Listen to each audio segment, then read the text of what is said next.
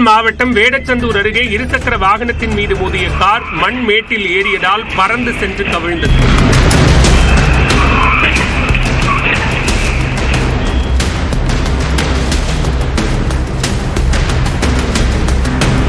எச்சானிப்பட்டியைச் சேர்ந்த பிரேம்குமார் தனது உறவினர் மீனாவுடன் இருசக்கர வாகனத்தில் திண்டுக்கல்லுக்கு சென்றார். வேடச்சந்தூர் பிரிவு அருகே வந்தபோது இவர்களின் இருசக்கர வாகனம் மீது உடுமலையைச் சேர்ந்த கிருஷ்ணபிரசாத் என்பவர் ஓட்டி வந்த கார் மோதி கட்டுப்பாட்டை இழந்து கவிழ்ந்தது. இந்த விபத்தில் மூவரும் காயமடைந்தனர். டெல்லியில் தவறவிட்ட வளர்ப்பு நாயை அதன் உரிமையாளர் தேடி கண்டுபிடித்த சம்பவம் இணையத்தில் பரவி வருகிறது. சார்லி என்னும் நாயை தவறவிட்டது குறித்து அதன் உரிமையாளர் சுவரொட்டி ஒட்டியுள்ளார். அதன் மூலமாக கிடைத்த தகவலில் சில தொழிலாளர்கள் தனியாக இருந்த நாயை அலிகாருக்கு கொண்டு சென்றது தெரியவந்தது. இதையடுத்து இரவோடு இரவாக டெல்லியிலிருந்து அலிகாருக்கு பயணித்த நாயின் உரிமையாளர் ஒரு வழியாக அதனை அடைந்தார். அப்போது வளர்ப்பு நாய் தன்னுடைய வாளை ஆட்டிக்கொண்டு மகிழ்ச்சியை வெளிப்படுத்தியது.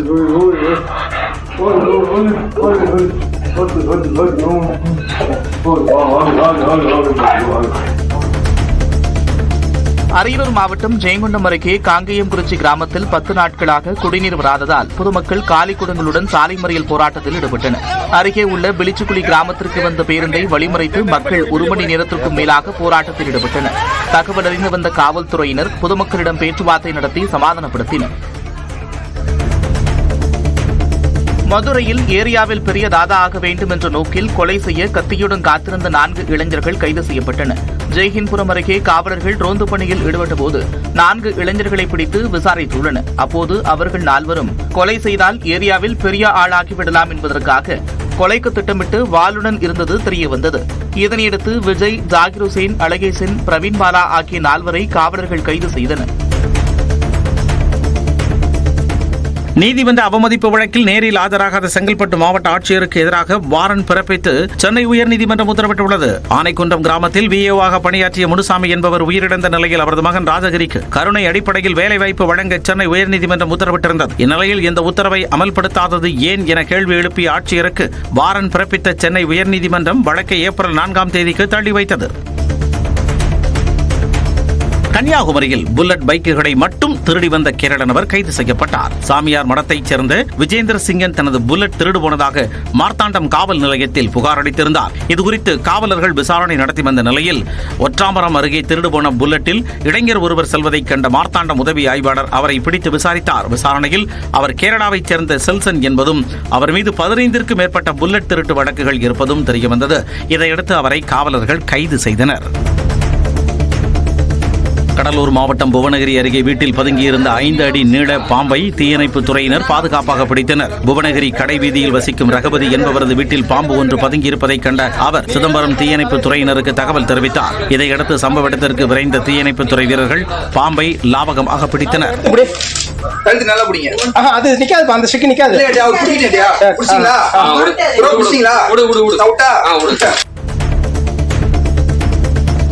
வேலூரில் 3ஆம் ஆண்டு புத்தக திருவிழா கோட்டை மைதானத்தில் தொடங்கியுள்ளது. மாவட்ட நிர்வாகம் மற்றும் பொது நூலகத்துறை இணைந்து நடத்தும் இந்த புத்தக திருவிழா 10 நாட்களுக்கு நடைபெறவுள்ளது. 80 அரங்குகளில் 50 லட்சத்திற்கும் அதிகமான புத்தகங்கள் காட்சிப்படுத்தப்பட்டுள்ளன. மருத்துவம், சமையல், கதை, கவிதை என பல்வேறு விதமான புத்தகங்களை 200 பதிப்பகங்கள் விற்பனைக்கு வைத்துள்ளன. புத்தக திருவிழா நடைபெறும் வரும் 1ஆம் தேதி வரை தினமும் பள்ளி, கல்லூரி மாணவர்களின் கலை நிகழ்ச்சிகளும் நடைபெறவுள்ளன. சென்னை அண்ணா நகரில் பூங்காவில் விளையாடிக் கொண்டிருந்த 13 வயது சிறுமியை பாலியல் வன்கொடுமை செய்தவருக்கு 10 ஆண்டுகள் சிறை தண்டனை விதித்து போக்சோ நீதிமன்றம் உத்தரவிட்டுள்ளது. தனியார் நிறுவன காவலாளி கோவிந்தா சார்கி என்பவர் அண்ணாநகர் பூங்கா ஒன்றில் விளையாடிக் கொண்டிருந்த 13 வயது சிறுமியை பாலியல் வன்கொடுமை செய்திருக்கிறார். இது தொடர்பான வழக்கை விசாரித்து வந்த சென்னை போக்சோ நீதிமன்றம் கோவிந்தா சார்கிக்கு 10 ஆண்டுகள் சிறை தண்டனையும் 10,000 ரூபாய் அபராதமும் விதித்து உத்தரவிட்டது. மேலும் பாதிக்கப்பட்ட சிறுமிக்கு 1 லட்சம் ரூபாய் இழப்பீடு வழங்கியும் நீதிமன்றம் உத்தரவிட்டது. திருவண்ணாமலை மாவட்டம் சேத்துப்பட்டு அருகே ஏரியில் மூழ்கி 2 சிறுவர்கள் உயிரிழந்தது சோகத்தை ஏற்படுத்தியுள்ளது. அனாதிமங்கலம் கிராமத்தைச் சேர்ந்த பரத் மற்றும் தேவனேஷ் இயற்கை உபாதை கழிக்க வீட்டின் அருகே உள்ள ஏரிக்கு சென்றுள்ளனர். நீண்ட நேரம் ஆகியும் வீடு திரும்பாத நிலையில் குடும்பத்தினர் அளித்த தகவலில் ஏரியில் சோதனை நடத்திய தீயணைப்பு வீரர்கள் இருவரது சடலங்களை கைப்பற்றினர். தருமபுரி மாவட்டம் அதியமான்கோட்டையில் தட்சிணகாசி காலபைரவர் கோவிலில் சிறப்பு தரிசனத்திற்கு கூடுதல் கட்டணம் வசூலிப்பதாக பக்தர்கள் குற்றம் சாட்டியுள்ளனர். தட்சிணகாசி காலபைரவர் ஆலயத்தில் தேய்பிறை அஷ்டமியொட்டி சிறப்பு அபிஷேகம் நடைபெற்றது. இதில் ஏராளமான பக்தர்கள் நீண்ட வரிசையில் காத்திருந்து சுவாமி தரிசனம் செய்தனர். இந்நிலையில் சிறப்பு தரிசனத்திற்காக அறநிலைத்துறை அதிகாரிகள் 250 ரூபாய்க்கு பதிலாக 500 ரூபாய் வசூல் செய்ததாக பக்தர்கள் புகார் கூறியுள்ளனர். திருப்பூரில் நம்ம ஊர் திருவிழாவில் கலந்து கொள்ள கலைக்குழுவினருக்கான தேர்வு முகாம் நடைபெற்றது. திருப்பூர் பல்லடம் சாலை எல்ஆர்டி அரசு மகளிர் கலைக்கல்லூரியில் நடைபெற்ற இந்த தேர்வு முகாமில் திருப்பூர் மாவட்டத்தைச் சேர்ந்த நாதஸ்வரம், பரதநாட்டியம், கிராமிய கலை, நையாண்டி மேளம், தப்பாட்டம், வள்ளிகும்மி, தும்பாட்டம், பெருஞ்சலங்கை ஆட்டம், சிலம்பம் உள்ளிட்ட பல்வேறு கலைக்குழுக்கள் கலந்து கொண்டு தங்கள் திறமைகளை வெளிப்படுத்தினர்.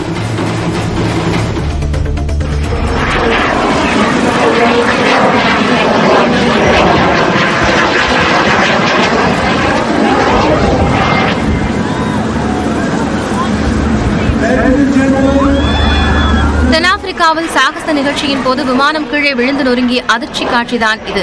சல்டானா பகுதியில் வெஸ்கோஸ்ட் விமான கண்காட்சிக்கு ஏற்பாடு செய்யப்பட்டிருந்தது. இதை காண ஏராளமான பொதுமக்கள் திரண்டிருந்தனர். அப்போது வானில் சாகசம் செய்து கொண்டிருந்த விமானியின் கட்டுப்பாட்டை இழந்து கீழே விழுந்து எரிந்தது. இதில் விமானி சம்பவ இடத்திலேயே பரிதாபமாக உயிரிழந்தார். பாதுகாக்கப்பட்ட எல்லையில் சாகச நிகழ்ச்சி நடந்ததால் பொதுமக்களுக்கு பாதிப்பு ஏற்படவில்லை.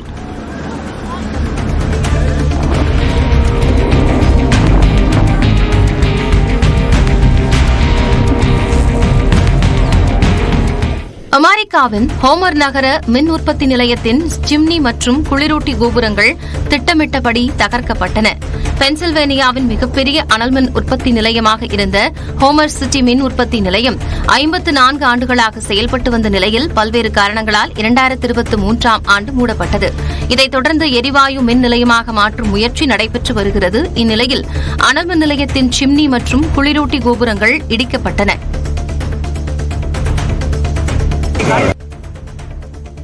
திருவள்ளூர் மாவட்டம் திருவாலங்காட்டில் 19 வயது மாணவனை மதுபோதையில் கத்தியால் குத்தி கொலை செய்த அவரது நண்பர் கைது செய்யப்பட்டுள்ளார்.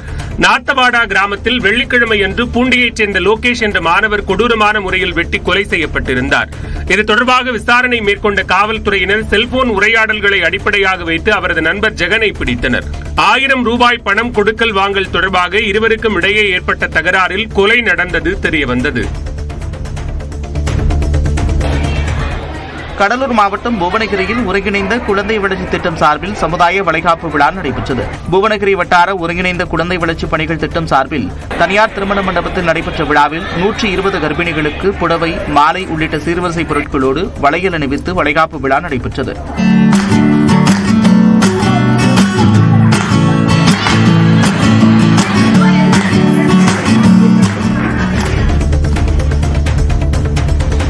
சென்னை எண்ணூர் நெட்டுக்குப்பம் பகுதியில் தனிநபர் இடத்தில் உள்ள சாமி சிலையை அகற்றுவது தொடர்பாக ஏற்பட்ட வாக்குவாதத்தில் திருவொற்றியூர் வட்டாட்சியர் ஜாதி என்னவென கேட்பது சலசலப்பை ஏற்படுத்தியுள்ளது. நெட்டுக்குப்பத்தைச் சேர்ந்த கார்த்திக் என்பவர் அவரது வீட்டில் சாமி சிலைகளை வைத்து வழிபட்டதாக கூறப்படுகிறது. இது தொடர்பாக அக்கம்பக்கத்தினர் காவல் நிலையத்தில் புகார் அளித்தனர். இந்நிலையில் இதுகுறித்து விசாரிக்க சென்ற திருவொற்றியூர் வட்டாட்சியர் சகாயராணி கார்த்திக் குடும்பத்தாரிடம் சாதி குறித்து கேட்டது அதிர்ச்சியை ஏற்படுத்தியுள்ளது.